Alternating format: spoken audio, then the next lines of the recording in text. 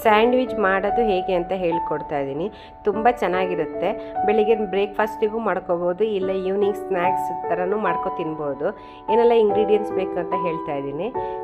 ಇಲ್ಲಿ ಕರಿಬೇವನ್ನು ಚಿಕ್ಕ ಚಿಕ್ಕದಾಗಿ ಕಟ್ ಮಾಡಿ ಇಟ್ಕೊಂಡಿದ್ದೀನಿ. ಹಾಗೆ ಕ್ಯಾರೆಟ್ ತುರ್ಕೊಂಡಿದ್ದೀನಿ, ಈರುಳ್ಳಿ ಸ್ಲೈಸಾಗಿ ಕಟ್ ಮಾಡ್ಕೊಂಡಿದ್ದೀನಿ, ಟೊಮೆಟೊ ಕೂಡ ಸ್ಲೈಸಾಗಿ ಕಟ್ ಮಾಡ್ಕೊಂಡಿದ್ದೀನಿ. ಈರುಳ್ಳಿ ಸ್ವಲ್ಪ ದಪ್ಪ ದಪ್ಪ ಕಟ್ ಮಾಡ್ಕೋಬೇಕು. ಇಲ್ಲಿ ಕ್ಯಾಬೇಜನ್ನು ಕೂಡ ಕಟ್ ಮಾಡಿ ತೊಳೆದು ಇಟ್ಕೊಂಡಿದ್ದೀನಿ, ಅದು ನೀರೆಲ್ಲ ಹೋಗಬೇಕು. ಇಲ್ಲಿ ಅರಿಶಿನ ಪುಡಿ, ಗರಂ ಮಸಾಲ ಮತ್ತು ಚಿಲ್ಲಿ ಪೌಡ್ರು, ರೆಡ್ ಚಿಲ್ಲಿ.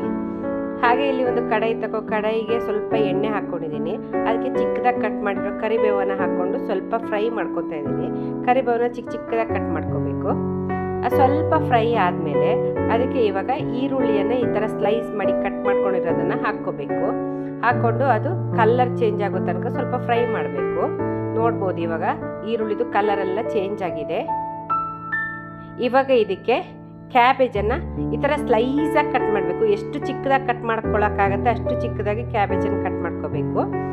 ಅದನ್ನು ಹಾಕ್ಕೋಬೇಕು. ಹಾಕ್ಕೊಂಡು ಚೆನ್ನಾಗಿ ಮಿಕ್ಸ್ ಮಾಡಿಕೊಂಡು ಇವಾಗ ಟೊಮೆಟೊ ಕೂಡ ಕಟ್ ಮಾಡ್ಕೊಂಡು ಹಾಕ್ಕೊತಾ ಇದ್ದೀನಿ. ಟೊಮೆಟೊ ಬೇಡದವ್ರು ಬೇಕಾದರೆ ಇದರ ಬದಲಿಗೆ ಲೆಮನ್ ಜ್ಯೂಸ್ ಕೂಡ ಹಾಕ್ಕೋಬೋದು. ಇವಾಗ ಅರಿಶಿನ ಪುಡಿಯನ್ನು ಹಾಕ್ಕೊಂಡು ಹಾಗೆ ರುಚಿಗೆ ತಕ್ಕಷ್ಟು ಉಪ್ಪನ್ನು ಹಾಕ್ಕೊಂಡು ಚೆನ್ನಾಗಿ ಮಿಕ್ಸ್ ಮಾಡ್ತಾ ಇದ್ದೀನಿ.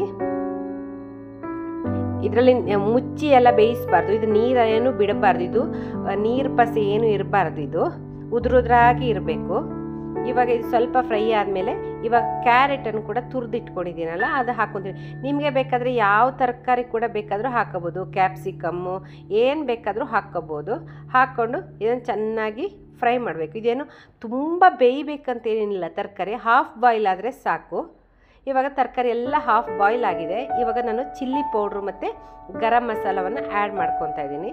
ಹಾಕ್ಕೊಂಡು ಚೆನ್ನಾಗಿ ಮಿಕ್ಸ್ ಮಾಡ್ಕೋಬೇಕು. ಇವಾಗ ಇದು ರೆಡಿ ಆಗಿದೆ. ಇದರಲ್ಲಿ ನೀರು ಪಸೆ ಹೋಗೋ ತನಕನೂ ಡ್ರೈ ಆಗಿ ಮಾಡ್ಕೋಬೇಕು. ಇವಾಗ ಮೇಲಿಂದ ಕೊತ್ತಂಬರಿ ಸೊಪ್ಪು ಹಾಕಿ ಮಿಕ್ಸ್ ಮಾಡಿಕೊಂಡ್ರೆ ಇದು ಮಸಾಲ ರೆಡಿ ಆಗುತ್ತೆ. ಇದು ತಣ್ಣಗಾಗಲಿಕ್ಕೆ ಬಿಡಬೇಕು. ಇದು ತುಂಬ ತಣ್ಣಗಾಗಬೇಕು. ಇದು ಬಿಸಿ ಇರುವಾಗ ನಾವು ಬ್ರೆಡ್ಡಲ್ಲಿ ಹಾಕಿದರೆ ಬ್ರೆಡ್ ಮೆತ್ತಗಾಗಿ ಹೋಗುತ್ತೆ.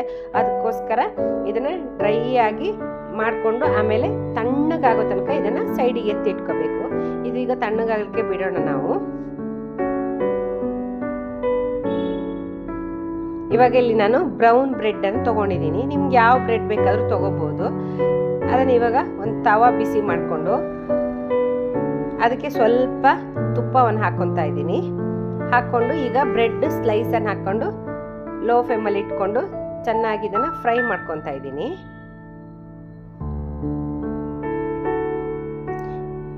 ಇವಾಗ ಇದ್ರ ಮೇಲೆ ಸ್ವಲ್ಪ ನಾನು ಬಟರನ್ನು ಹಾಕ್ಕೊತಾ ಇದ್ದೀನಿ. ಬಟರ್ ಬೇಡದವರು ತುಪ್ಪ ಕೂಡ ಹಾಕ್ಕೋಬಹುದು.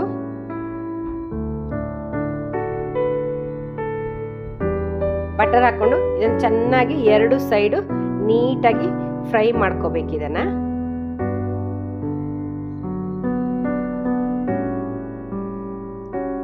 ತುಂಬ ಚೆನ್ನಾಗಿರುತ್ತೆ ಫ್ರೆಂಡ್ಸ್, ಒಮ್ಮೆ ಮಾಡಿ ನೋಡಿ. ಇವಾಗ ನೋಡ್ಬೋದು ಎರಡು ಸೈಡು ಚೆನ್ನಾಗಿ ಫ್ರೈ ಆಗಿದೆ, ನೋಡ್ಬೋದು. ಇವಾಗ ಇದಕ್ಕೆ ನಾನು ಚೀಸನ್ನು ಹಾಕ್ಕೊತಾ ಇದ್ದೀನಿ. ಚೀಸ್ ಬೇಡದವ್ರು ಬೇಕಾದರೆ ಸ್ಕಿಪ್ ಮಾಡ್ಬೋದು.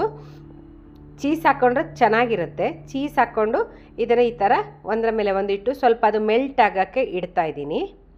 ಒಂದು 2 ನಿಮಿಷ ಇಟ್ಟರೆ ಸಾಕು. ಇವಾಗ ಚೀಸೆಲ್ಲ ನೀಟಾಗಿ ಮೆಲ್ಟ್ ಆಗಿದೆ, ನೋಡ್ಬೋದು. ಇವಾಗ ಇದಕ್ಕೆ ಇದು ಮಸಾಲ ಕೂಡ ಚೆನ್ನಾಗಿ ತಣ್ಣಗಾಗಿದೆ, ನೋಡ್ಬೋದು. ಇವಾಗ ಇದರ ಮೇಲೆ ನೀಟಾಗಿ ಸ್ಪ್ರೆಡ್ ಮಾಡ್ಕೋಬೇಕು. ನೋಡ್ಬೋದು ಈ ಥರ ಸ್ಪ್ರೆಡ್ ಮಾಡಿಕೊಂಡು ಇನ್ನೊಂದು ಸ್ಲೈಸ್ ಬ್ರೆಡ್ ಇದರ ಮೇಲೆ ಇಟ್ಟರೆ ಸ್ಯಾಂಡ್ವಿಚ್ ರೆಡಿ.